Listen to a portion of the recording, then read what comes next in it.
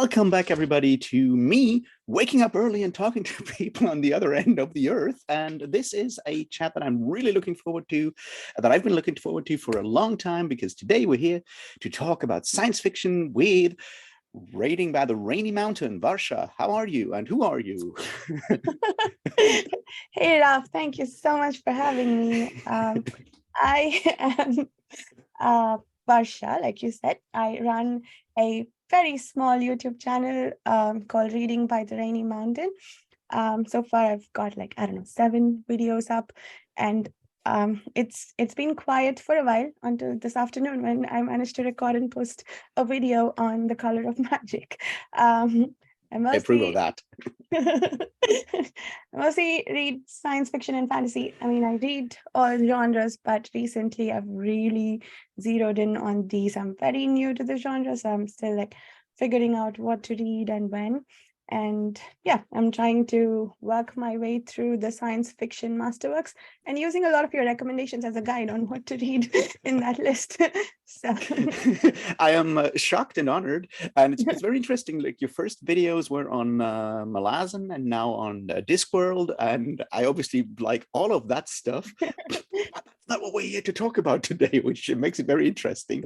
We're here to talk about several science fiction books by Lavie Tidhar and Philip K. Dick, and we'll see where all of that will take us.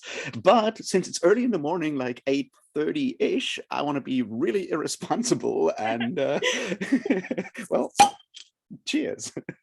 Cheers.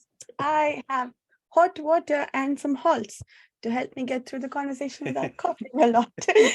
Oh, that's right. You were sick recently, right? You're still recovering. I hope things are getting better. Yeah, they are much better, but this cough just won't go. All right, let's hope that that'll get better quickly. Anyway, so yeah, this kind of started right when you commented on, I think, my video on Neon by Lavie Tidhar, and then it kind of went from there. And you went and read Martian Sands and Do Androids Dream of Electric Sheep and Ubik. And there is this weird connection between Lavie Tidhar, who is obviously referencing a lot of Philip K. Dick stuff in his recent science fiction stories, that makes it interesting to compare those two and look at how they interact with each other, I think. And that's sort of, I guess, where this will be going today, right? Yeah. It did start with that video, or maybe a video in which you mentioned that you were reading Neom soon. So because Neom is in the Central Station world, and Martian Sands, I believe, is the first Central Station book, even though you can't find it in Kindle or paperback format. It's only available on audio. So I started with that, and I'm halfway through Central Station, but we won't be talking about that today. And I saw in the reviews that Ubik is one of the influences for Martian Sands, so I went there next. And Do Androids Dream of Electric Sheep? I think that was something you told me in the comments, that was an additional influence to Martian Sands as well. Yeah. So yeah, that's why I read all those three. Well, it's a good place to start. And I think even if, Do Androids Dream of Electric Sheep, it's not that directly referenced in Martian Sands. It gets like a very, very direct quote, basically, in Neom at some point to acknowledge that connection. But it's the general vibe is the same, I guess, in a lot of ways. Where the way it deals with the future, the way it deals with the interaction between humans and artificial intelligence, whether you have it like just as AI somewhere in whatever cloud or whatever you have it, or stuffed into some form of human-looking body. Yeah, I think that makes sense. There are some, I guess, similar topics, but you could argue that those topics exist in any book that has somewhat sentient androids, whether the author directly addresses them or not. Yeah, I guess that's part of it. Like, I mean, sentience is an interesting topic that we wrestle with a lot. I mean, it still comes up again and again now with all these AI debates at the moment. It's like, what's artificial intelligence? What's intelligence? And is intelligence and sentience the same thing? And then everyone just breaks down and complains about AI art. Sounds about right.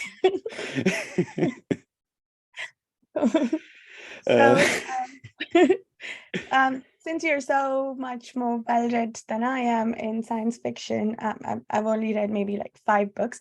I was one of the questions that occurred to me that I thought I'd ask you today was, how do you tell what year these books are set in?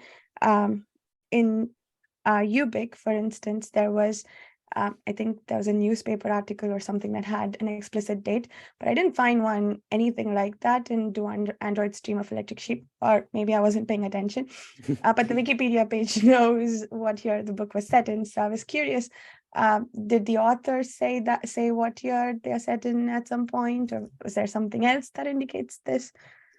Yeah, I mean, like the thing with Ubik is that it is like, I mean, it jumps in time at some point. Oh yeah, we should probably say this will be very much full spoiler about these 3 books, but at least with Ubik and Do Androids, I feel like after 50 years we can probably talk spoilers. And if you haven't read those yet, what are you doing with your life? Probably something productive. With it 2 months ago. Well, but you have read them by now, so you're good. Yes, now I'm good. No, I mean, see, yeah, with Ubik, it's very clear. Because time plays a role. And it's mentioned that that it takes place in the very science fiction-y future year of 1992.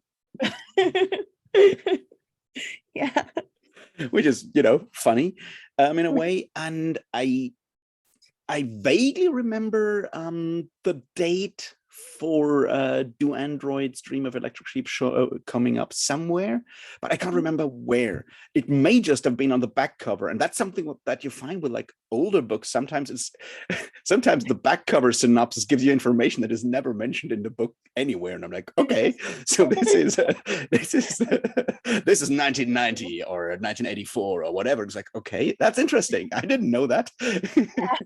So there's nothing in the book that says that. And I think in a lot of ways, this is the actual year doesn't really matter that much. We just joked about like Ubik starting in 1992, and obviously Ubik's 1992 is nothing like our 1992, nor even like our 2021, 2023 now. It doesn't, like, even 30 years after, the future is different, but that doesn't really matter. It just has to start somewhere where you can say, yeah, we have these kind of technology that I want to play with, or which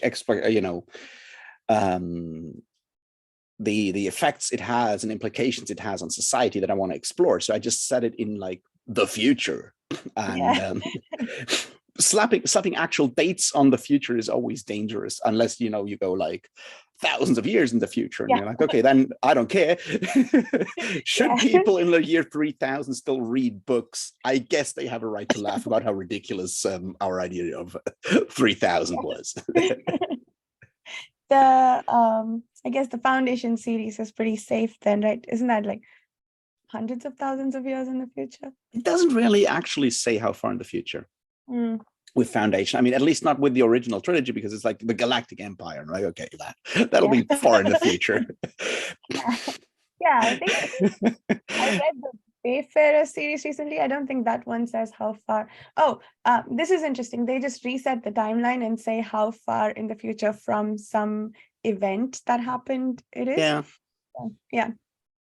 I think that makes a lot of sense to just like, if you feel the need to have a specific date. Also, it's like, why are you like using like Christian timelines for something in the far future where religion plays no role whatsoever? It's like, what do these people in like 3000 years care about Jesus? I don't get it.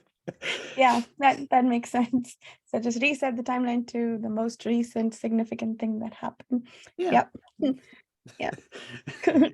And I think that's very appropriate in a lot of ways, because at some point those numbers become just numbers, right? It's like 2000 is a pretty high number. I have like I don't have any conception of like 2000 years, but it's like events in our time, recent events, whether it be like for like Americans in a lot of ways, like 9/11 is one of those things that you could take as a one of those significant events, because it fundamentally shifted like perception of reality for a lot of people affected by it in a way.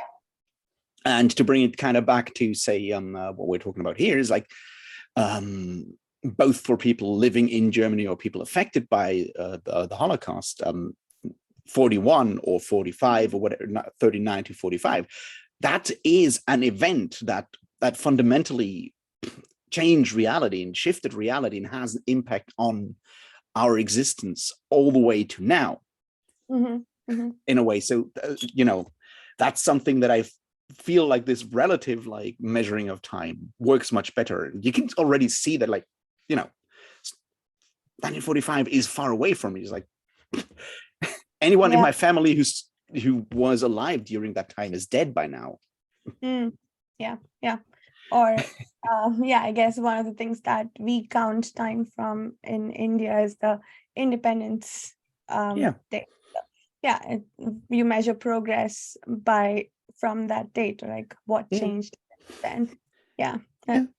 Because I guess in a lot of ways, I think it's still like a generational things, like the time of my parents' times, my grandparents' times. And if I was alive to actually, consciously be aware of my great grandparents, that might just be the next one. But that's sort of like the time that came before, the darkness that came before, so to speak. Like it's like that stuff.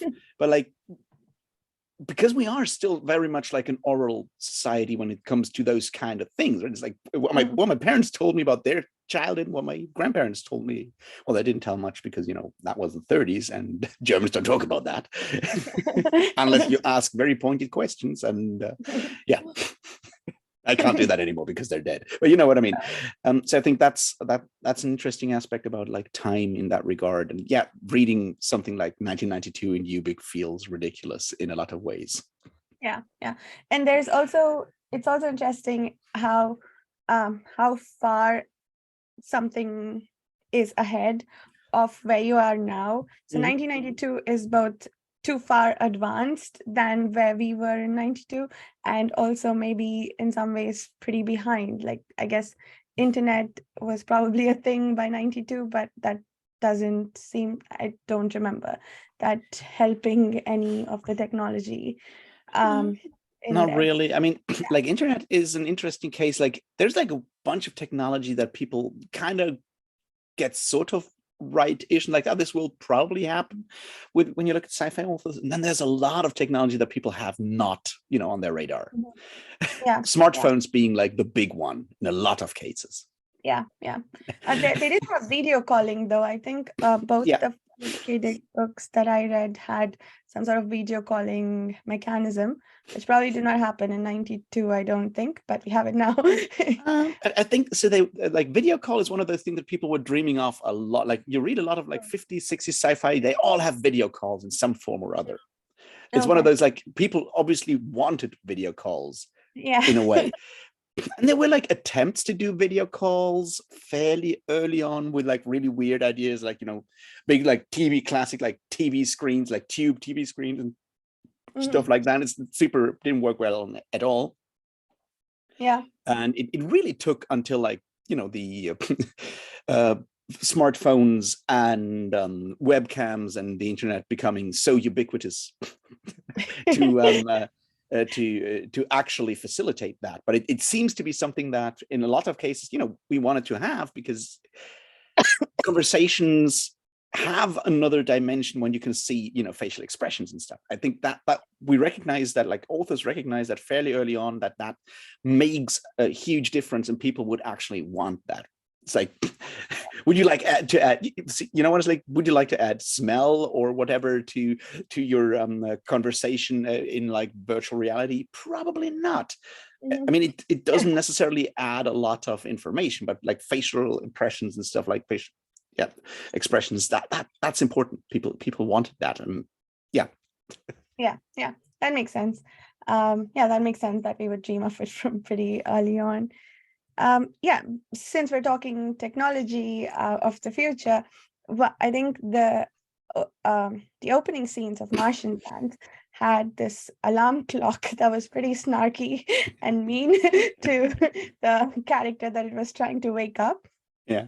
And I think Ubik had some doors and toasters and coffee machines that all need to be fed money before they would do anything for you. The doors I thought was pretty hilarious. The door is absolutely brilliant in a lot of ways in Ubik, but I think so. There's a lot of fascinating stuff going on with that technology.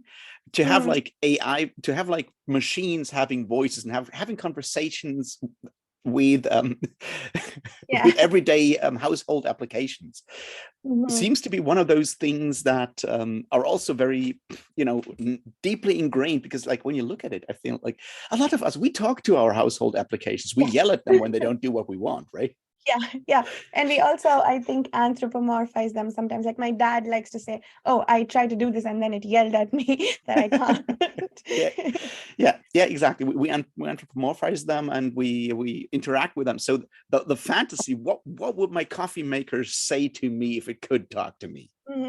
Is a question that I think a lot of people have asked. And then it is just like science fiction gives you the tool to do that, because like, in the future, everything will have AI and it will talk.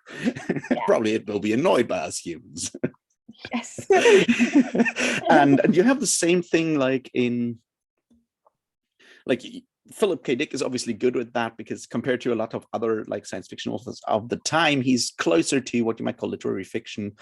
In the way he uses like science fiction. He looks more at like societal implications, but he's also using like tools when it comes to writing dialogue and stuff that feels more modern than say Arthur C. Clarke does. I see. For example. So he makes those conversations very ironic and very snarky in a lot of ways. Like the conversations in Ubik that the door and other household applications have with Joe are very funny. And you can see that then move on, say, in the way some of the AIs or some of the household applications and doors in specific talk in, for example, Hitchhiker's Guide in the Galaxy, where Douglas Adams uses the same kind of thing. And it's no, I was going to say, is Philip K. Dick an influence for Douglas Adams? I don't remember the timelines. I bet. Yeah, definitely. I mean, okay, that's interesting. I didn't know that. I read Hitchhiker's Guide a long time ago. I did not remember talking. Thank you for making a simple door happy. See, like, and I don't know if that's a deliberate like reference to Ubik, but it certainly does take the same like idea. What if like everything in our environment could talk back? Yeah, that was really cool. And the alarm clock, it reminded me of something at the time, but anyway, that was a hilarious opening conversation, and it was a great way to hook me into the book. Yeah, to be fair, it's like that's exactly how conversations with alarm clocks would go. It's like the way I interact with my alarm when I set one is very much the other side of that conversation. Absolutely. I have an alarm clock that makes me solve math problems so that I wake up. I still go back to sleep after solving them, but yes, I do get angry at it for making me solve. Yeah, that's the danger. If you're actually good at maths, then that kind of thing doesn't work. There's the same. Google used to have the same technology for emails as like this like drunk filter to avoid drunk emailing and angry drunk emailing. So after a certain time in the evening, you can hit send, and then you have to actually solve a math problem before it actually sends the email. But like a lot of mathematicians I know are very much heavy drinkers and are very much able to solve math problems, sometimes even better when they're drunk. Yeah, I have it set at like the lowest setting. Like I do two digit sums. So yeah, that's easy. Yeah. So yeah, I better be able to do those in the morning. There was also another opening scene technology that was interesting in Do Androids Dream of Electric Sheep. There's this instrument or device that they use to inject themselves with, and decide based on what mood they want to be in, Yeah. including one for a mood that puts you in the mood to use the device in the first place. So that one opens with an argument with his wife. I don't remember the main character's name, but basically he's arguing with his wife. Becker. About yeah. Oh yeah, Decker. Yeah. And she doesn't want to use it, and he does it. She's scheduled despair to feel despair for the rest of the afternoon. And he doesn't like that, so he asks her to use the machine. She doesn't want to. And he says, use the machine to put you in the mood to use the machine. Yeah, but I think that's an interesting, that also, like, it's funny. Mm-hmm. It's funny, but it's also sad in a specific way, I think. Yes. And like that hints at something larger that I think both Philip K. Dick and Lavie Tidhar look at when it comes to intelligence and sentience and stuff. Mm-hmm. And that is that intelligence is not just the ability to solve problems and think in, like, you know, in a logical sense, but an important aspect is the emotional level, the emotional aspect of it, and control over emotions is something that a lot of us wish we had. Mm-hmm. And the question is, like, would like absolute control over our emotions still make us human, or is actually having emotions that we don't have like a full control, like rational control over, is that actually what makes us human? And if machines develop that kind of stuff, mm-hmm. would that make them, you know, more than just machines? And I think that's sort of like what you see in Blade Runner, well, Do Androids Dream of Electric Sheep, very much. That's for example, where I think the Turing test and the whole Turing thing is interesting, because measuring like sentience is different from measuring how fast you can calculate stuff. Mm-hmm. Yeah. There's I think in Do Androids Dream of Electric Sheep, there's a whole theme around empathy, and they actually have a test to determine whether someone is an android or not based on empathy, right? Yeah, that's exactly the point where they're like, we're not testing. So it's kind of connected to like a Turing test. Like, I think the important aspect with the Turing test is that Turing is just also like a very good name that you can use for stuff. Mm-hmm. When, like, in so many sci-fi novels, wherever you go, like when it's about AIs, someone will use the word Turing.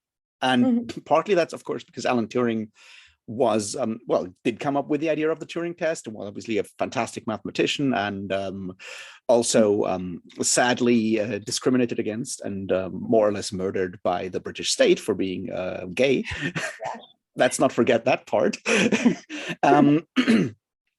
But the interesting aspect there is that also, like, the name Turing does work well. If he had like a very complicated name, we probably wouldn't go down that road.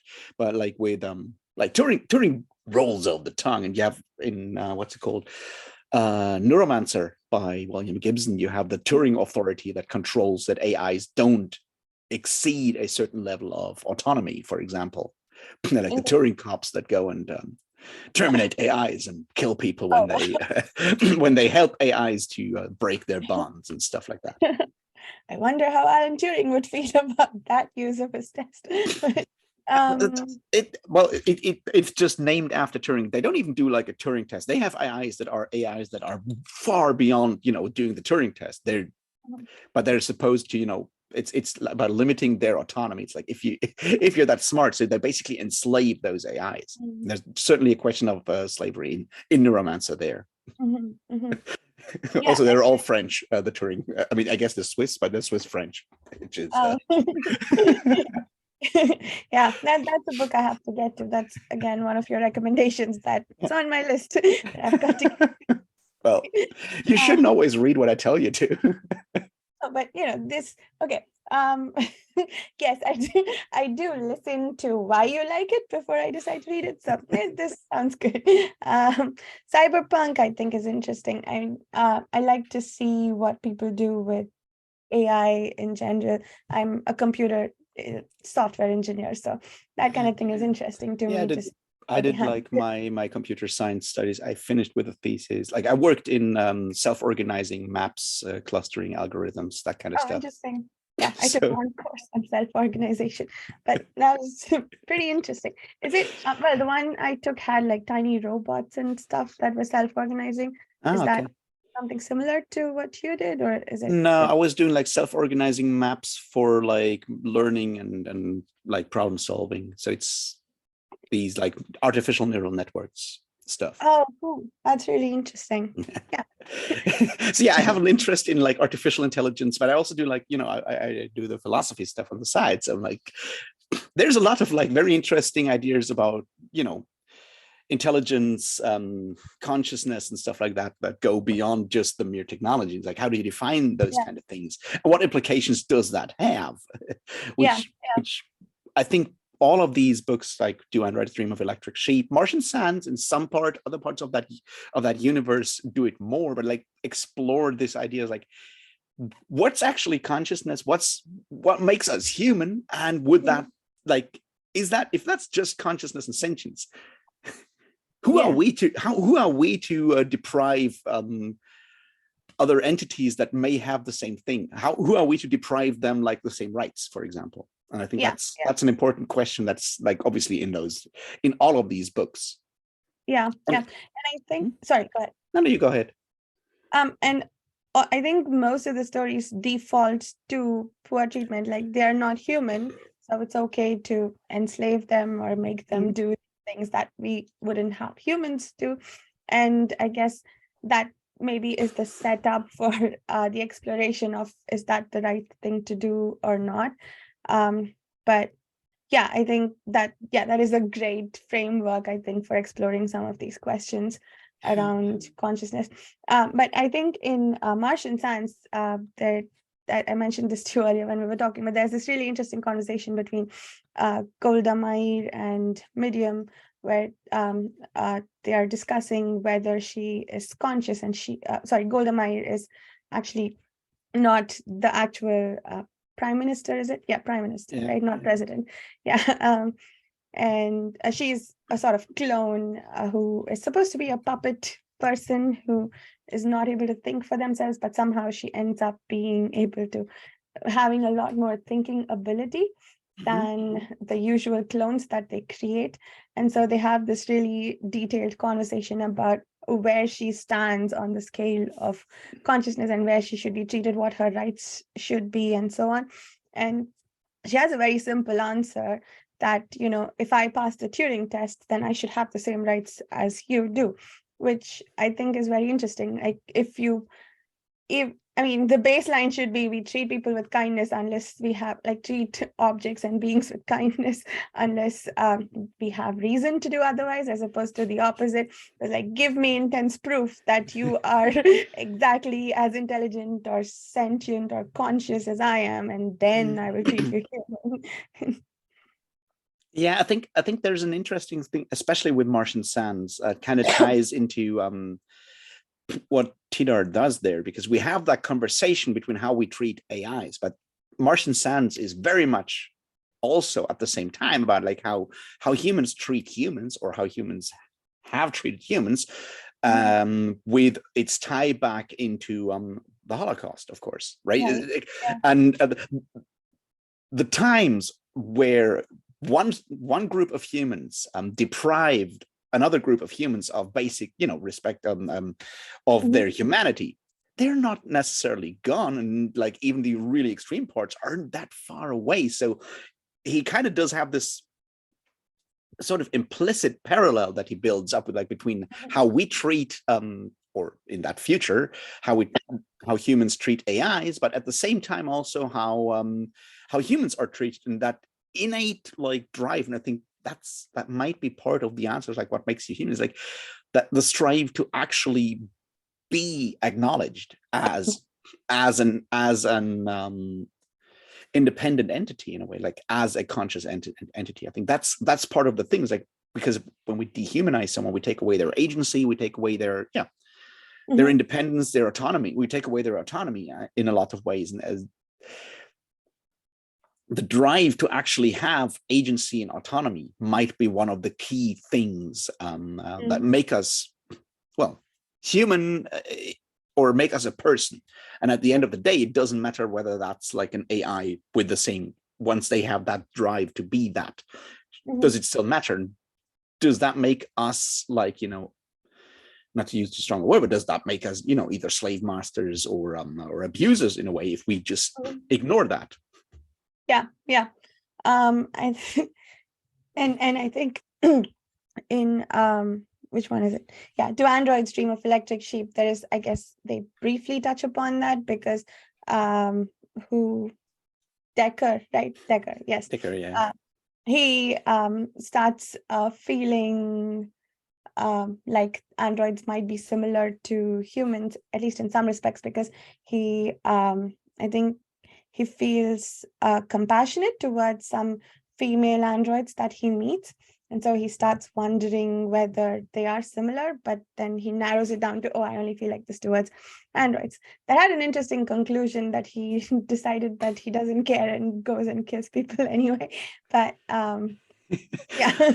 Well, there's that, but there's also the question, like, is like if that's the case, like, how can you tell that you're not one of the androids? I mean, that's like the big question in like Do Androids Dream of Electric Sheep, and even more if you've seen the Blade Runner movie, the original ones. Like the big question there is like, could it be that if you feel emotions towards those androids, how can you tell you're not one of them, right? It's like if emotions and consciousness are what make us a person, at that point, like, how do you tell the difference between person in flesh body and person in, well, I mean, the androids in Do Androids Dream of Electric Sheep are stronger and safer, but they're basically clones with in other terminologies. So it's like, how do you tell the difference? Yeah. And I think that's a key question. Is there a difference after that? Interesting. So I think I maybe have missed that the aspect of, if I feel compassionate towards them, am I one of them? The other aspect of it, if they want autonomy, if they're escaping from their masters pretty much, do they does that mean they are like us? That wasn't touched upon that much. I don't think that was explored to any extent, but this one, I guess now I get the reference, because we do have this section in the book where we start to question reality, because I think he's made to think that he's an android too. I think when they take him to the police station, I don't know if you remember, but they take him to the police station and he's not able to reach his boss or his wife or anyone, gets arrested. There's this whole segment where I started wondering whether he is an android. Like, I think that was the intention there, to make us question whether he might be the android. But that's interesting that if you feel compassion towards them, but also they tell us throughout the book that androids do not feel compassion or empathy towards each other, that they would easily give each other up They don't. but they don't, right? Like, they all band together and try to survive together. So I think, I guess there were, and this is interesting in how this is explored. It's basically a bunch of assumptions or convenient differences that they have about what differentiates an android from a human, and that they don't feel empathy. They literally have a machine that can detect that androids cannot access, like with that religion around, I forget his name, Mercerism, right? That's the religion. And there's a box that you can go and commune with everyone who's following that religion and feel all their feelings, but androids apparently cannot do that. But also, the fact is, humans have built that machine so that androids cannot, access that. And so I guess that's convenient differences. You could also draw parallels with just how we differentiate between races, even, I guess, just convenient separations between people that we can feel like they're different and feel happy to hate on them or feel like we're superior or whatever. That part is interesting. I think that you touch on like an important thing. That's like the idea that the feeling of superiority, and that is very much built into like, or like grown into, for whatever reason, it's a very important part of like our human, I don't want to say psyche, but it's very close like to our human identity. We want to be top dog, at least on this planet. Yeah. And I think even in like discussions you have nowadays about artificial intelligence stuff like AI art, or you know, those chatbots and stuff like that, a lot of that boils down to the fear that if machines can do that thing, maybe they can do it better than us. So what's left that makes us special? And like the idea that we want to be special is very much built into the idea of obviously individualism in our contemporary society, but it's just like, you know, it's a key part of human identity. So we make up artificial differences that make us different and special from whatever, and that need grows stronger once we create things that may just be just like us, except for that relationship between creator and created in a way, I guess. And then it gets very religious very fast. I think this, I don't know, it was probably intentional, but I felt like for all the differences that were laid out between humans and androids, there were I guess explicit, there were things that did not, how do I put it? What's the word I'm looking for? They did not really comply, right? Like the androids' behavior sometimes did not comply. Like they don't feel empathy for each other. They throw each other under the bus, but they all, you know, band together to try to survive together. That must mean something. Or I think some of them feel angry about what's being done to their friends. That is a form of empathy or compassion, right? So I think, that might have been deliberate. I think that, you know, those contradictions between what the humans think are the differences between them and androids, and I think that that's pretty deep if we look for it. Yeah, I think that's like a key thing that we often, like, you know, that when you look at like also the history when those people write those books, like those ideas, like what makes us different. And you have like a lot of this stuff, like written in the 60s when you have like the Cold Wars, like we over there here in the West are, well, I mean, Dick is an American and also on a hell of a lot of drugs at the time, but you know, should you ever start reading A Scanner Darkly, you'll learn all about that. And it's A Scanner Darkly is a fantastic book by Philip K. Dick, but it's also very much about like his experiences with drugs, and it's sometimes very dark, that Scanner. Anyway, now my point is that we take these like artificial differences and trying to dehumanize or make the other, like othering is, I think, an important term here, right? Like that's something you see a lot during like the Cold Wars. Like you have that, depending on which side you're on, it's like the, you know, the American imperialist capitalists over there, they're less than us over here in the glorious the Soviet socialist, right? You know, Soviet revolution and so forth. And on the other hand, it's like, look at those like communists over there, they have nothing. They're like just like ants. And even in the imagery, right, you have those especially the anti-communist imagery often is like, they're just like ants in this like state. They don't have like autonomy. They follow and so we do that to each other all the time, but it's easier to explore when you know, look at, you know, machines, I guess. Yeah, exactly. I think, it's not just, the machine versus man aspect of it is certainly interesting, but I think it has implications outside of that, like you just said, and that is pretty important and interesting. Like what this reminded me of, I've been reading The City We Became, and I think there's I do approve. I haven't read Lovecraft, but they make I think there's sorry, spoilers for City We Became, I hope that's all right.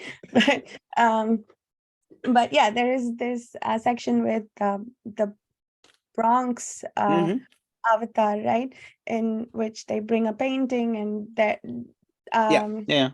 she apparently Lovecraft wondered whether Chinese people have souls.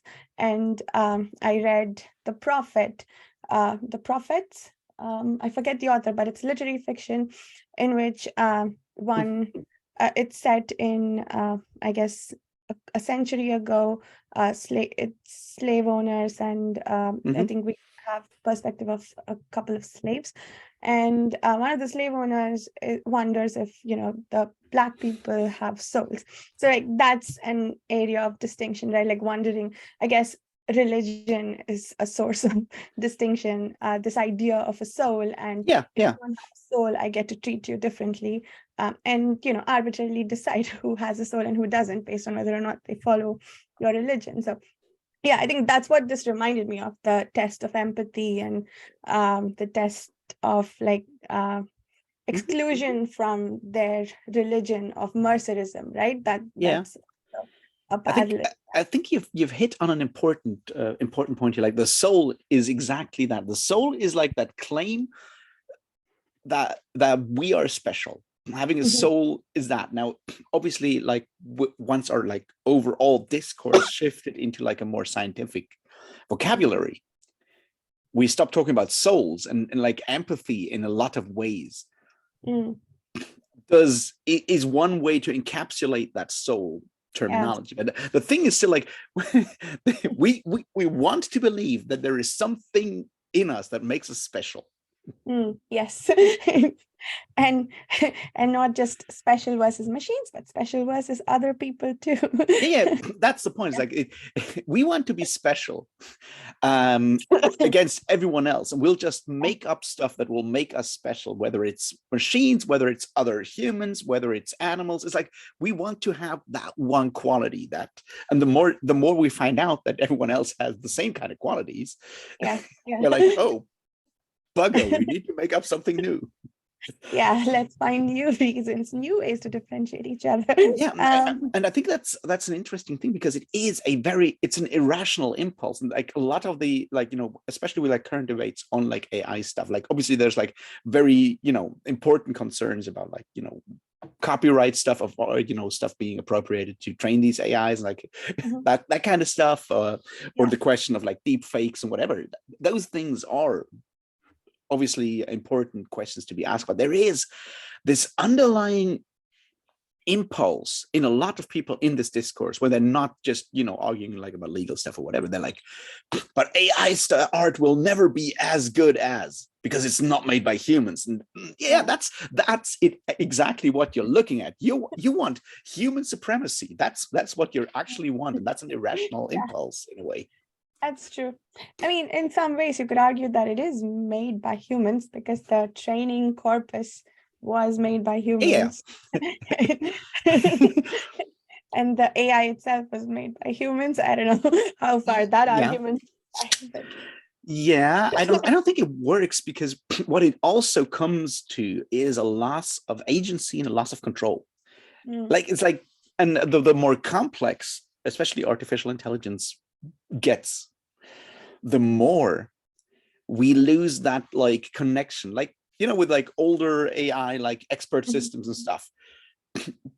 we kind of understood how they work, right? It's like if you're a computer scientist, you very much understand how they work, but even people that are not computer scientists kind of get like it's a long list of like, if this then that kind of statements, and we just go through those, and like that's, you can explain that and you understand that, and like even though you may be surprised for a moment by the results, you can understand them, so you still have that illusion of control. But with contemporary, like with chatbots and stuff like that, and self-organizing maps and artificial neural networks and things like that, that feeling of control gets ever more tenuous.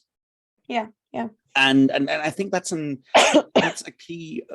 key aspect of the fear in those kind of discussions, is that it is a certain amount of loss of control, and humans in general. Once again, the idea of agency, I think, is key to that. It's like we're terribly afraid to lose agency, to lose control and autonomy, which we have in politics, which is why you have that tendency towards conspiracy theories and stuff. Like, the universe is already pretty chaotic and there's a lot of stuff we have no control over, but we want simple explanations so we can regain a sense of control, because we at least rationally understand why things happen, or pretend to understand, and we also can rationalize why we can't actually influence things. And AI does take that away from us, because suddenly, for a lot of people, the more complicated artificial intelligence, or like the things that we call artificial intelligence at the moment, the more complicated those things become, the more they become like a black box. Yeah. And that's frightening. That's true. Yeah, I mean, I think with artificial neural networks, at least, or deep learning, that's pretty much artificial neural networks, we don't know how it ends up the way it does, right? I think that's true. We don't know how to deconstruct how they it have works. they have emergent properties, and emergent properties are something that really frightens us. Especially because we have no control. We can't predict it. We don't get it. Yeah, exactly. Which is kind of the point, but it's also scary. Yeah. The pre-ANN AI, which is, I think, probabilistic modeling mostly, and search trees and stuff like that. Yeah. That stuff still you can figure out to a certain extent, I think, why something happens the way it does. But with ANN, like you said, emergent properties. So we don't understand it, and that's scary. And if if the people who built it don't understand it, then I think it's like with the that I get that that can be difficult to swallow.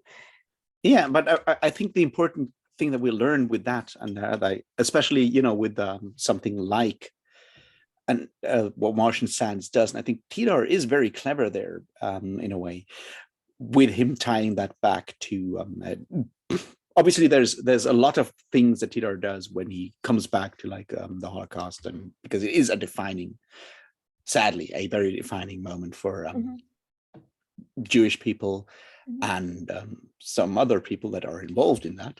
I always feel careful. I'm kind of vary when I'm talking about that because I'm German.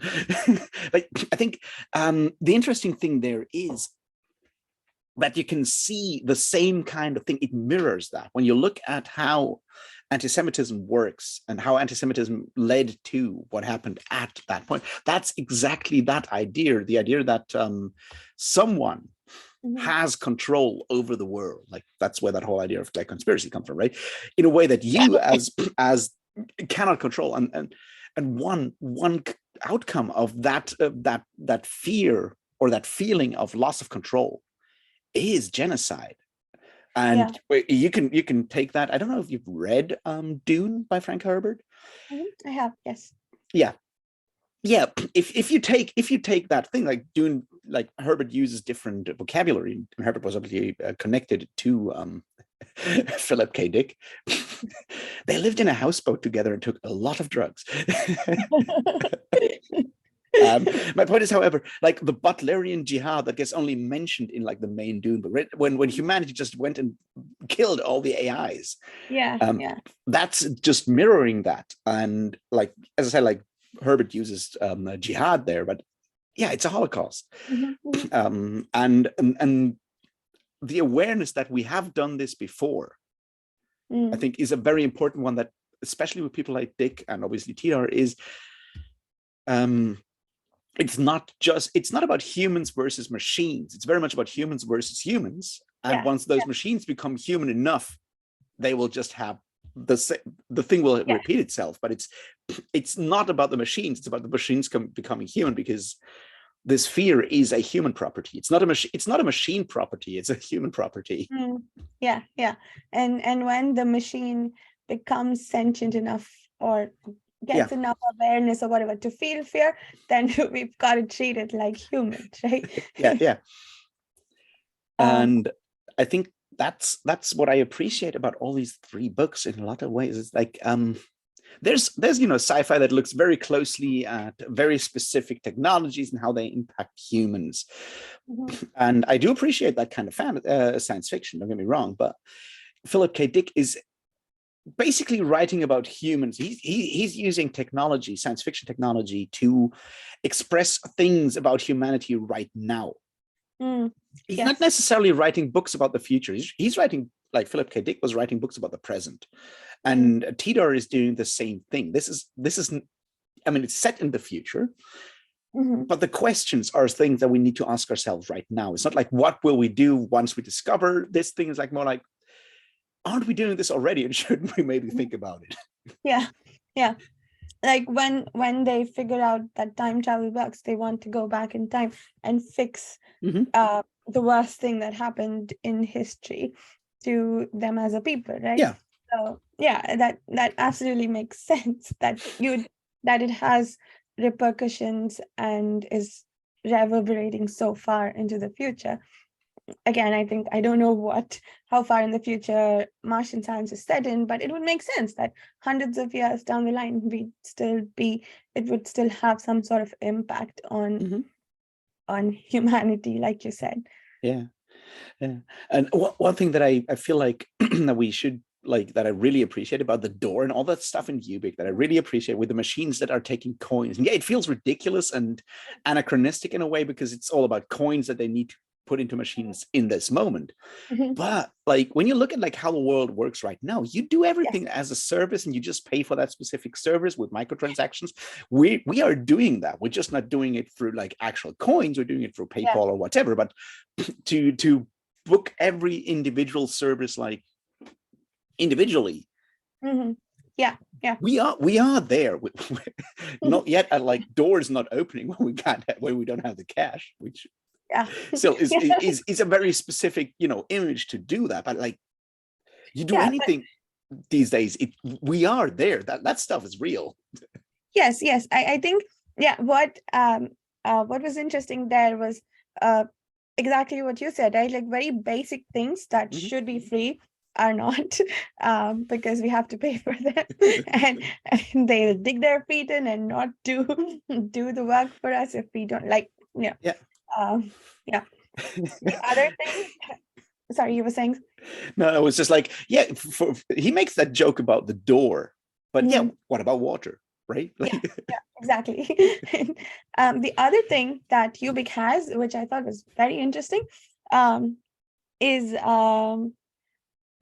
scions. Is that what they're called? The people who can be corporate spies or whatever. They listen into your thoughts and can, basically figure everything out about your life. That felt a little too close to home, with all the technology that can, read our cookies and figure everything out about us. I think like there's so much about that I really appreciated with Ubik, because it's like, can they? Because we never get explained like how psionics should work in that world. But they can read your thoughts, and you have that early on with the guy in the moratorium, and he's like, they had one like a psionic spy on us, and then the anti-spy guys came and they told him they solved the problem, but he never found out, because they could have made up the whole thing. We don't know, because like, how do you? And I think that part was really interesting. And the idea that it is that continuous like arms race between doing something and doing the opposite. We have that obviously with like, malicious like computer viruses and whatnot, and privacy technology. We have that thing going on. There's an interesting short story by Stanislav Lem called Professor Tarantoga's what's it called? Anyway, it's translations from Czech to German to English, and I'm a lot. Point is, there's these guys that show up to this professor, and they talk about this technology that they found, that where they go back in time to they're undiscoverers. They go back in time to make sure that discoveries that cause harm are not made. And it kind of like spirals out of control there, because then they go back and make sure that other, discover. You have this continuous arms race that you can't actually stop the flow of time, but we want to desperately change the course of history, but you can't do that. And this like binary, this duality between doing something and doing the opposite, I think is sort of really interesting in Ubik with the psionics and the opposite. Like we have this new weird like psionic here. Like we're looking for someone who can damp that and undo that. And it's like, but if it's like a zero-sum game, it's like, is it actually real? Because if it has no effect, you can just pretend. And you only have the word of the people who are psionics and anti-psionics to say what's what, right? Yeah. that and also which leads to paranoia. Paranoia is big with Philip K. Dick, but I think it's like the paranoia is somewhat the mode of a lot of American literature of the last 60 years, and Philip K. Dick is certainly part of that, with a lot of like, you know, not only the drugs that he took, but it's generally part of the American spirit. There's like the is it Hofstadter? Keep forgetting the name now. The paranoid mode in American politics, and on the literary fiction side, people like Thomas Pynchon, a lot of these like American authors of the 1960s onwards focus very much on that paranoia. Like, how can you tell this is real? How can't you, and how do you deal with the question like what is real and what not, which Ubik dives into in a lot of ways. And say, you end this and it's like, so who's dead and who's not? That was brilliant. I think when I got to that point, I had to stay up all night reading the book. Is Runsiter dead? I think it was pretty conclusive in the end that, right, Runsiter is the boss, right? Yeah. Sorry, I have a terrible time remembering names, but yeah, Runsiter is the boss, and I don't remember the name of the protagonist in this one either. But Joe Chip. Sorry, say that again. Joe Chip. Joe Chip, right? Okay. Yeah. So Joe thinks for a long time that Runsiter is dead, and he's not, and all the associated phenomenon around that. I think the phone call where he can't talk into it, but Runsiter is talking. That was scary as heck. And yeah, when they eventually get the letter saying, "I'm not dead, you are," that was a brilliant moment in the story. I thought. But then at the end, it ends with Runsiter taking out his money and Joe Chip's face is on it, which earlier was the sign that, like, when Joe took out his money and had Runsiter's face on it. The last scene of the book is Runsiter taking out his money and having Joe Chip on it. So the way I explained that to myself was Joe has the money with Runsiter's face on it because his wife was the one responsible for trying to drive out, I forget the name of the evil... Jody, I think. Yes, something like that. Yeah. She was trying to drive out Jody, and so she put her husband's face on the money. But since Joe has Ubik now, and he now has control in place of the wife, he put his face on the money. I don't know if that makes sense. Is that right, or did I get that completely wrong? No, that so far it makes sense. But why does Runsiter, who's supposedly outside of the simulation, why does he have the Joe Chip money? At that point, shouldn't he also be dead? Oh, I figured he just died. Like, this is at some point in the future, and this is the author telling us that Joe Chip won over Jody. Yeah, and I think that's a very interesting aspect of it, both with what Philip K. Dick does and what Lavie Tidhar does, because Philip K. Dick never explained that. Like, people asked him, and Philip K. Dick never explained what he meant by you. That stuff's open, and Tidhar does the same things. Like, these books are made for you to make up your mind, and your theory is just as valid as mine.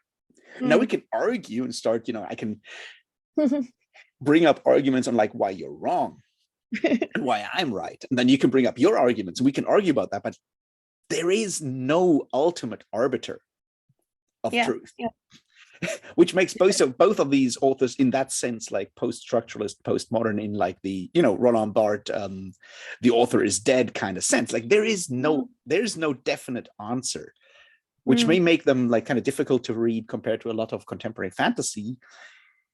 which is finite and has definite answers. and that's not necessarily bad. It's just like a different mode that we've come to rely on. And with authors being more accessible again, like directly accessible through the internet. You have all these situations where people are asking an author like, so is this the case? And the author says, oftentimes nowadays, authors say like, that's what this is like. But there is this like weird space where it gives a lot of power to us as readers, where it's like, I'm not saying that's your choice. You figure it out. This might be one of those cases where the author has multiple endpoints in mind and wrote it into the story, kind of like the totem, is that what that's called? I'm so bad with words today, but at the end of Inception, I think that leaves it open both ways. We don't know. I mean, there's an interesting thing there with Inception. Inception is very much, taking ideas from Ubik in a lot of ways, I would say. It's just like actually putting like a definite framework around it. And I think that's a difference there. Like Inception's like, and then we enter this person's mind and we go deeper and deeper and deeper and add like this framework of explanation, like psychology in this case, like whatnot. But the idea that there are layers of perception of reality, and it's very difficult to find out what's actually real in a way. Yes. Now that may be because people took too much psychedelics. But it's still a valid question. Like even without psychedelics, like even with just the dream, while we're dreaming, the dreams feel pretty real to us, right? Most of the time they feel pretty real to us. Just dreams. So I mean, the whole am I a philosopher dreaming I'm a butterfly, or am I a butterfly dreaming I'm a philosopher question? that one's thousands of years old. We've been asking that question for a long time. One thing that we definitely need to talk about, the style in Ubik, like the clothes that people are wearing. I don't know if you paid attention to that, but it's absolutely ridiculous. It's fantastically funny. Oh, really? I don't think I noticed that at all. So I didn't notice when I read it for the first time. When you read it for the second time, people are wearing the most ridiculous things. Like the guy who runs the moratorium, which is a great name. Like the guy who runs the moratorium, he has a beanie with like a propeller on top. That's what he's wearing on his head. Oh my god! I cannot believe I missed that. And one of the psychics, they're taking one of the like psychics or anti-psychics in this case, they're taking to the moon. One of the male guys is wearing a latex dirndl. I don't know what a dirndl is. It's the typical Bavarian, dress that you see in like these really cliche Oktoberfest things. I see. I'm made of latex. Okay. You don't want to go there. It's weird. Oh, that's fantastic. I can't believe I missed that. Well, that's part of the skill of the book. It's like you're so overwhelmed by all the ridiculous things that are happening that you're like, I guess they all look like us. And I think that's a very interesting property of writing, whether it's science fiction or fantasy. It's like a lot of the stuff we don't pay that much attention. We just color in our own expectations, right? Like when you see and you have people walk into this room, it's like, how do they look? If it's not explicitly described, you probably imagine people, dressing in, an acceptable mainstream way, sort of. And unless their skin color is mentioned explicitly or hair color, you probably imagine, people that look sort of like, round you, I guess. There's I think in Malazan there aren't a lot of descriptions of what people are wearing.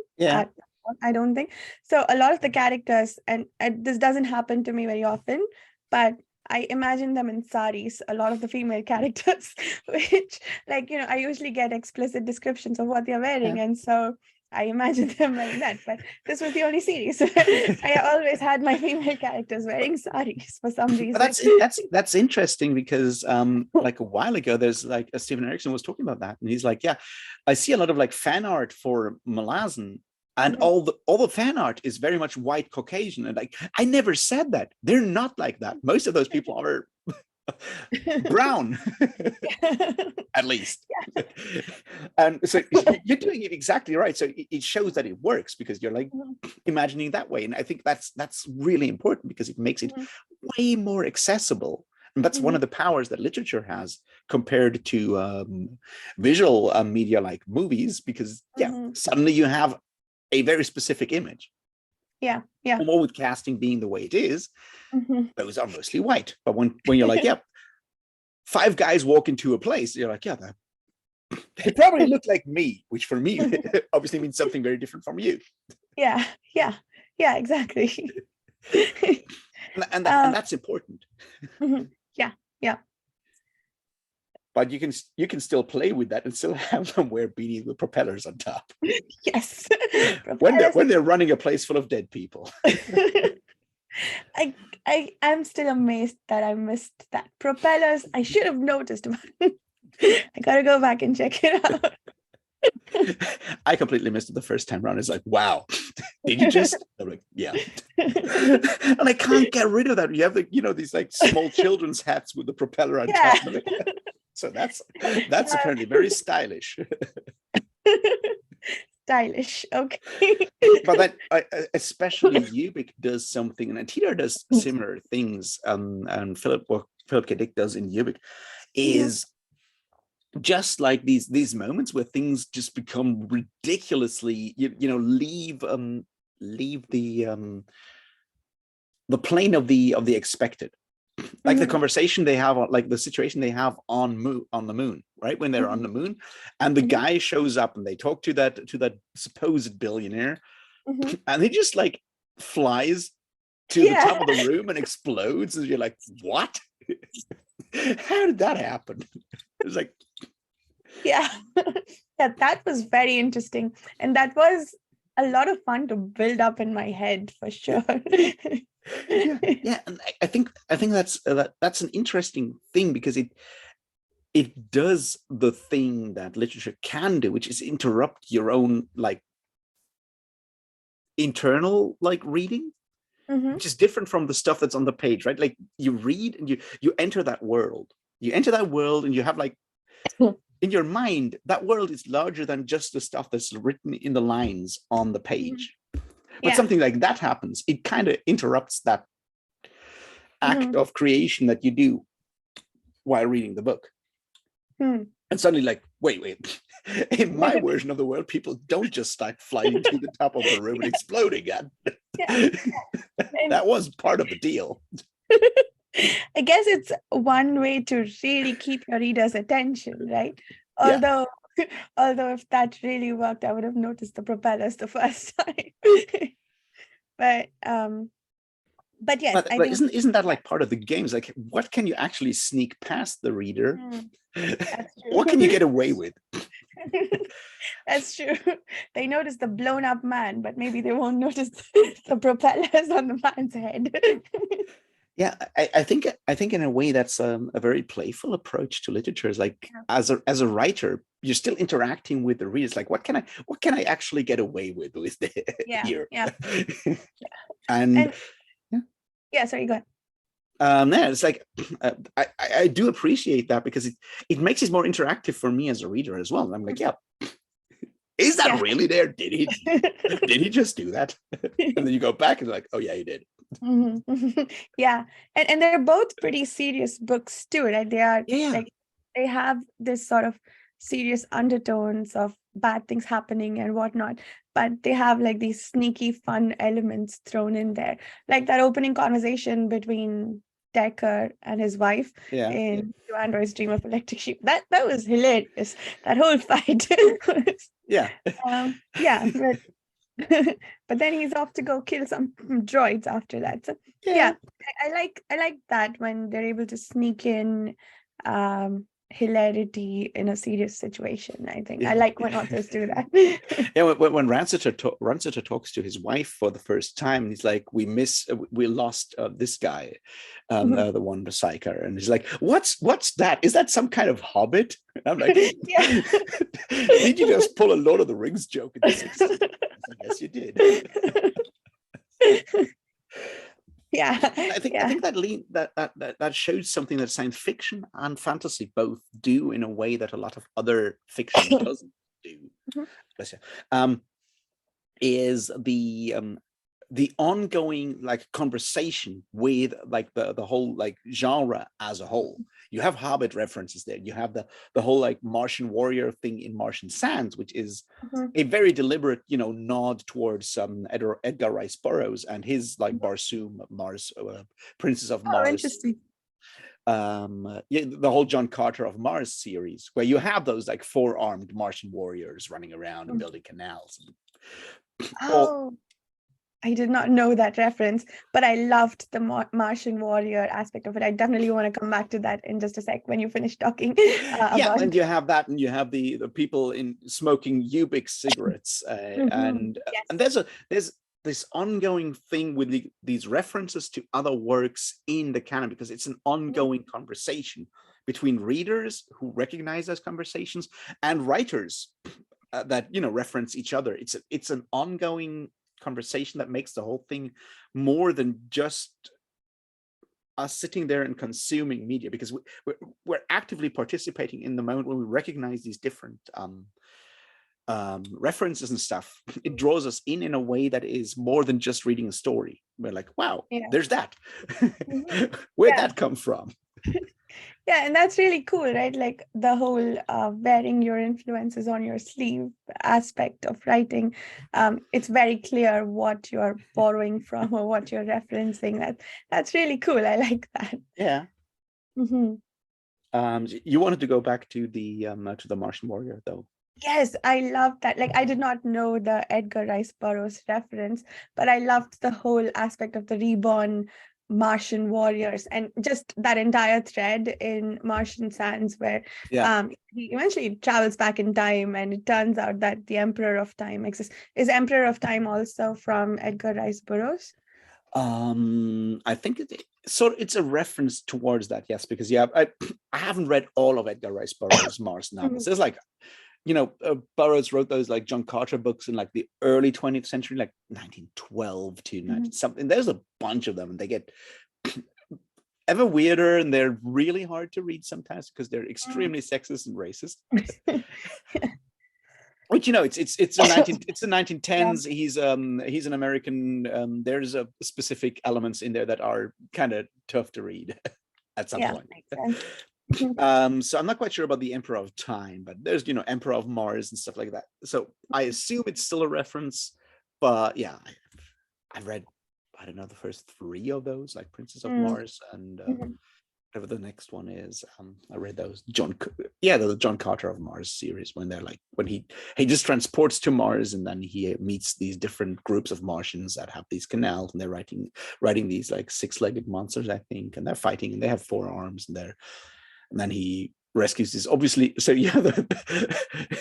they're riding on Tarks. Tarks is like how those animals are called, right? Remember?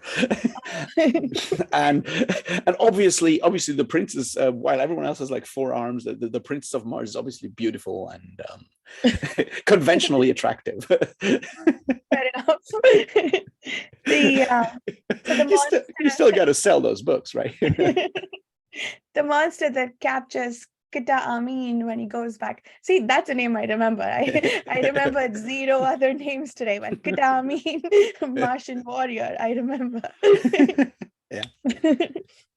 The creature that catches hold of him, is that also a reference from the other book, or is that a creature that Lavie Tidhar made up? Do you know?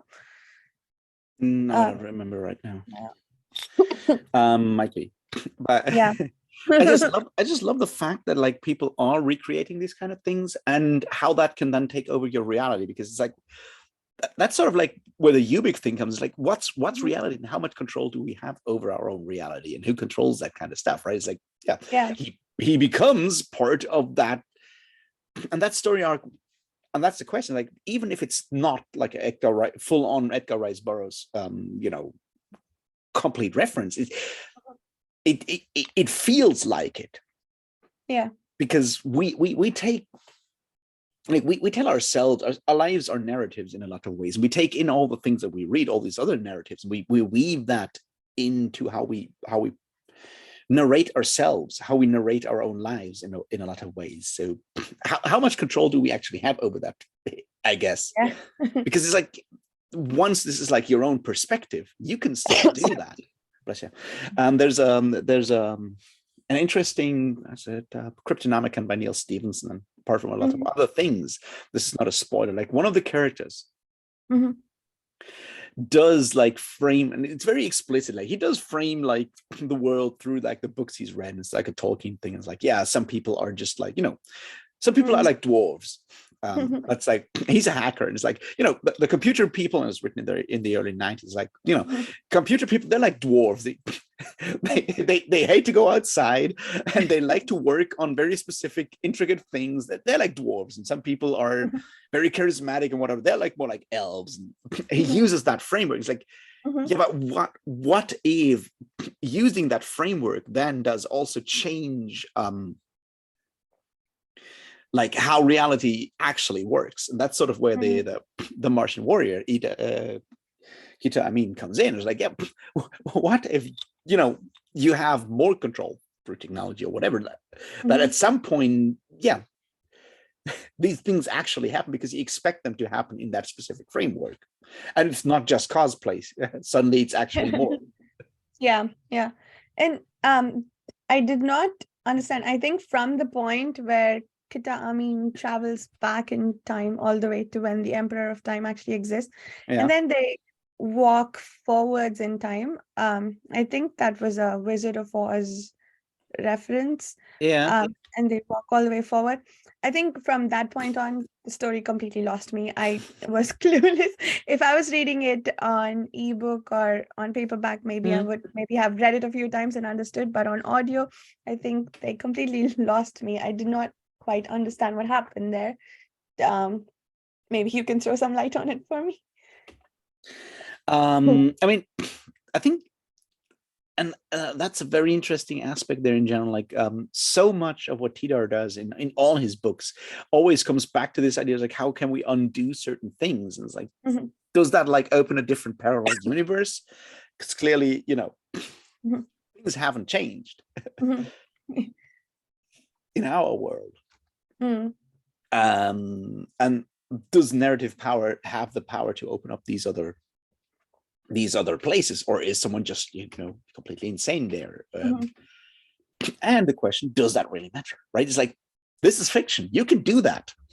If it provides some level of healing to some people that are still wrestling with this like cataclysmic event in like their family's history, in their own history, etc., maybe isn't that enough if it actually helps one person? And I think that's part of the idea there. Is like, yeah, we define ourselves through events in our history, and we need to get, we need to find some way to live with those things. And sometimes that can, take all kinds of different approaches. Yeah, that makes sense. I think there was some lines in there about how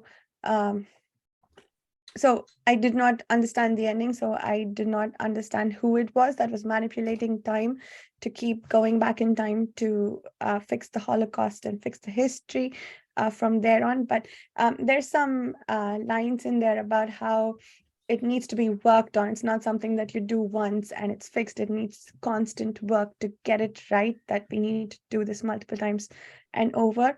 I thought that was very interesting because, like in the framework of time travel, we need to go back and go at it over and over again. But maybe it's also about how just in our time without time travel, we have to work at it. We don't just get to do one thing and feel like, we fixed whatever wrongs of the past happened. Yeah. We have to keep actively working at it to make sure that it's all right, like that it stays all right. I thought that was a very interesting way to put that. Yeah, it's a very powerful metaphor, but it's exactly that. Like traumatic things in our history, it's something we come back to again and again. We need to keep doing that. We need to keep going back. We need to remember. Remembering is exactly that, right? It's like you go back, you live through it again, whether you want to or not, and you deal with it. And it's a constant process. You can't just do it once. Yeah. I think it's like if you've dealt with like any traumatic experience in your life, like that's what therapy is basically. It's like going back and working on it constantly, and the acknowledgement that some things need constant work, I think is very powerful. And the idea of like framing it like in like the time travel, energy, expense, so forth thing, can probably make that visible to people that don't necessarily think about the fact that like working through trauma is constant process. Yeah, that makes sense. I thought that was a very powerful way to put it. I really liked that segment of the story. There was one sorry. There was one other thing that was really interesting in Martian Sands. Like I clipped I normally highlight when I read, but I clip in audiobooks when I listen to them, and I clipped like every other sentence or something like that in certain sections of the story. But one, I think it's something that Golda Meir says, or someone else, I don't remember, but that intelligence is story, or the idea that intelligence arises from being able to tell stories, or if a species is able to tell stories, then we are intelligent, or something like that. I think there was a reference there. I wanted to discuss that with you to see what you thought. I think I mean, that's one of these, like, I mean, we return to this, like, what does make us human, what does make us special? And I think the ability to narrate, to define ourselves through narratives, might just be one of the best ways to define what makes us human, because that's what we've been doing all the time. And as far as I know, and this may change in the future, that's very unique to humans. We don't know if any other species on the planet can tell stories, like through philosophy. We would I did, we had like one course on pain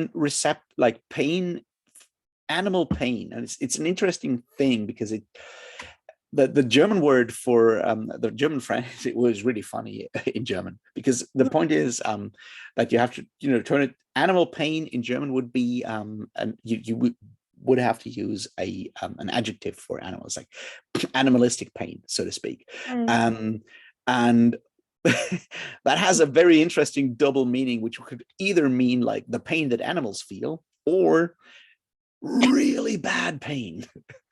But I see. but like the idea is like, is there like how do other species feel pain? Is that more than just like nerve reflexes? Is there more to that? That kind of stuff. We're getting close, like the gap between other species and us gets ever smaller the more science we do.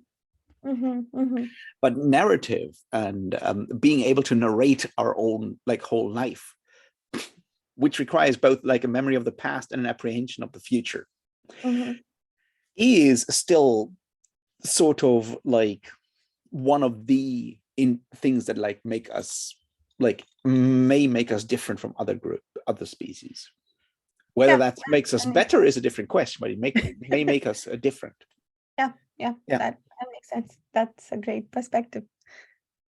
But I think there's like another interesting thing, like we talked about, like we mentioned Golda Meir, but the interesting thing there is that this like tendency to stick in the past, right? Like the Jews on Mars are like basically recreating their past, their past prime ministers, to rule them, to go back again and again. Like even if they're not using an actual time machine, as some people are, they are still using technology to do the same thing, to return to certain points of their history by recreating their prime ministers and rotate through their prime ministers. They're not moving forward. They're sort of stuck in a circle there, in a loop. I think there's something she says about this. Thank you for bringing it up. That I did actually want to talk about that as well. It is she says his history is doomed, like people who don't study history are doomed to repeat it, and she disagrees with that sentiment that people who study history are in fact doomed to repeat it. That was, I don't think I've heard anyone else say that before. I don't necessarily agree with that. Maybe there's a nice middle ground that we can find, but yeah, I guess the version of it that we're seeing in the story is that they're not moving forward. They're sort of stuck in the past, and maybe that's why they need the healing from the time travel in the first place. Yeah, I mean, history, as certain historical events are somewhat like black holes. History has gravity. I think that's a way to put it. Like, history has gravity, and some historical events make it very easy to just like start orbiting them and like orbiting them ever closer and not getting out of that orbit of a specific historic event. So yes, that is a great way to put it. Not studying history may actually make you repeat certain mistakes, but if you study something too specifically, too close, if you're getting too close to specific events, it may also capture you and you're stuck there. Yeah, that makes sense. Because it takes over, it warps your perception. Yeah, that's probably what that means. I was trying to make sense of that. I could see the point she was trying to make, but also, I don't necessarily agree that you shouldn't ever study history. But you should study history, but be careful, because studying changes you and the object of your studies. Like the Heisenberg principle. Okay. Oh, there's a funny joke. I'm pretty sure you've heard it before. Like, so Heisenberg gets stopped by the police, and they're like, "Can you tell me how fast you just went?" He's like, "No, but I can tell you where I am."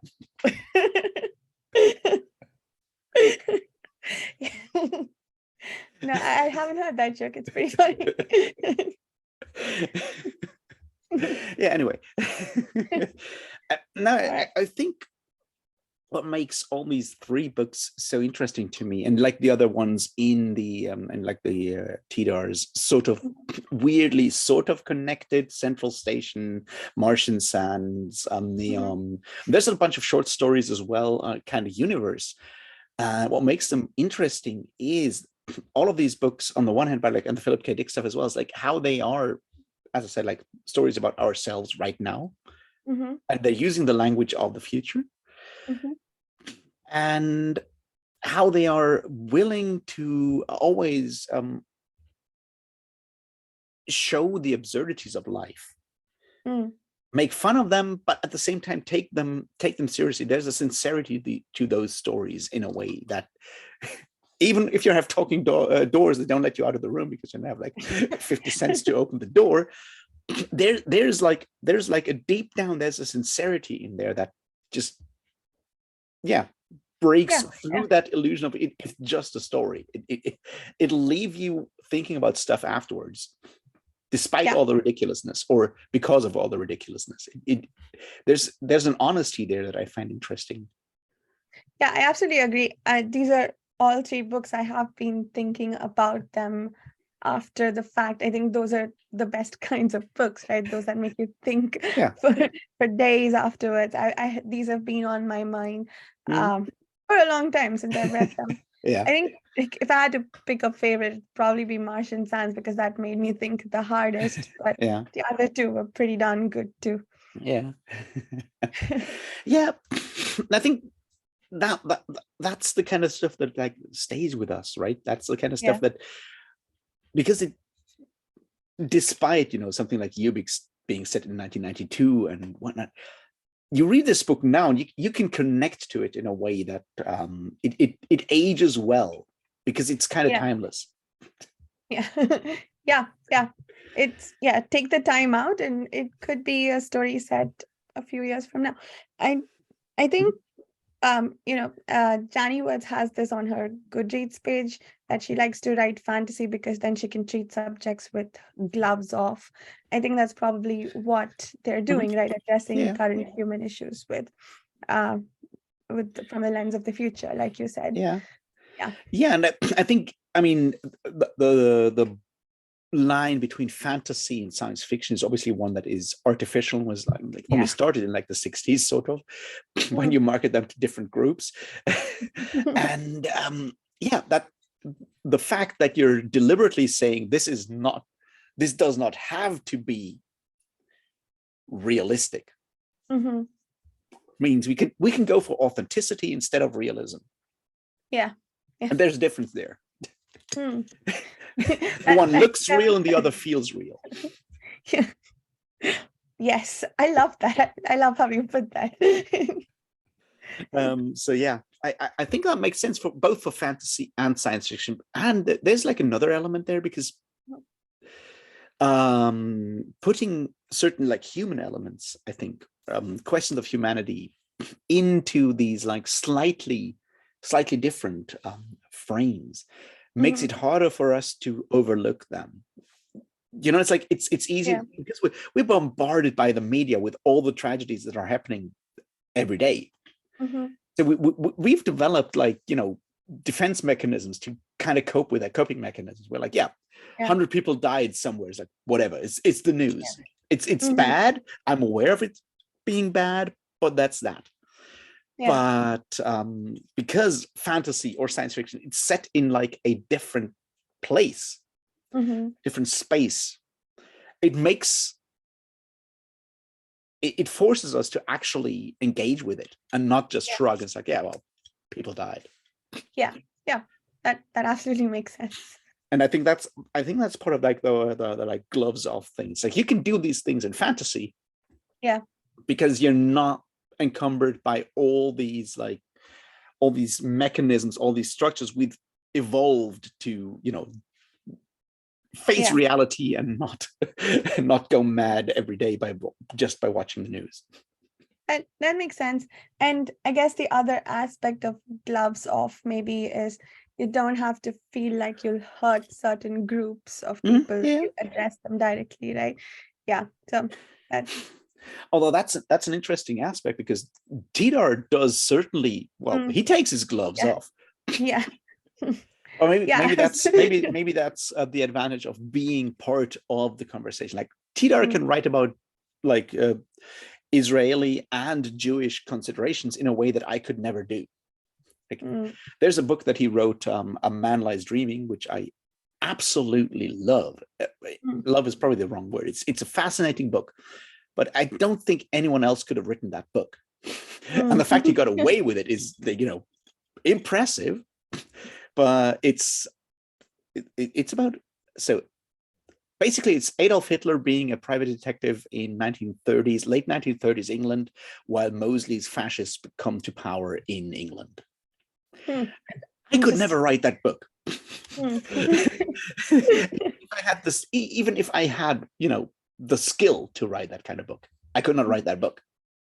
And that's the gloves off part, I guess. Like, if I would set something in the real world, I would have to deal with that fact. If I put something in fantasy, it's slightly different. I'm still accountable for what I do, but it allows me to go into places and examine like basic human things without the baggage that comes with history. That makes sense. So I do understand that. And like, Jenny Wirtz is, of course, a very talented writer. I just wish her Wars of Light and Shadow were available in audio. That is a shame that they're not. I think well, the 10th book is. I believe I think Johnny Watts is trying hard to do something about that. So hopefully the first book will be on audio at some point. You know, the publishing industry is a mess. In a lot of ways. But we'll see where all that goes. Yeah, hopefully. Anyway, having the rights to something and not doing anything about it. Yeah, I think anyway, we've been going for a long time now, and once again, I really appreciate you doing this. Got me out of bed early. That's good. Yeah, and thank you so much for waking up at 8 a.m. I don't know about you, but I sleep very late and I wake up very late. So 8 a.m. is very early for me. So thank you for doing on that. a Sunday. Yeah. No, that's it was fine. I'm happy I got up early. I got things to do, books to read, that kind of stuff. Really appreciated that. And I guess I hope we'll do this again about other books. And it was a lot of fun. And go subscribe to Reads by the Rainy Mountain. There's a new video on The Color of Magic, one of those really underappreciated Discworld books on there right now. Go watch it. Right. Bye.